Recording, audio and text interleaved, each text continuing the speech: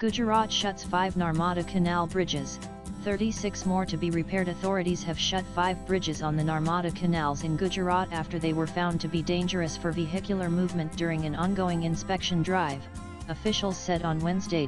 Besides this, heavy vehicles have been barred from plying on 4 other bridges in the canal network, while instructions have been given to the district administration concerned to close 36 other bridges for repair work with immediate effect.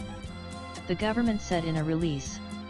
All these bridges are part of the Narmada Canal network. The repair and maintenance work of various roads and bridges which are damaged due to heavy rains is being carried out on a war footing under the direction of Chief Minister Bhupendra Patel, it said. The state government has also conducted a technical inspection of various bridges located on the vast Narmada Canal network in the state as a precautionary measure, it said. According to the Sardar Sarovar Narmada Nigam Limited SSNNL, there are about 2,110 bridges connecting the national and state highways and village roads passing through this canal network. To assess the current condition of these bridges, prevent possible damages and extend the life of these structures, a comprehensive visual inspection campaign was conducted recently by SSNNL on all these bridges, the release said. Of the 5 bridges which are completely closed, 2 are in Morbi district while 3 are in Surendranagar district, it said.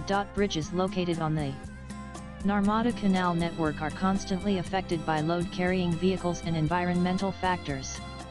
At such times, regular inspection is extremely important to identify potential hazards and find a solution, it added. Swipe left for next video. On July 9, several vehicles plunged into the Mahisagar River after a segment of a 40-year-old bridge near Gambhira village, connecting Anand and Vadodara districts, collapsed on July 9. At least 20 persons were killed in the tragedy. The state government has started the repair work of national and state highways as well as internal roads of villages, towns, and cities which were damaged due to heavy rains recently.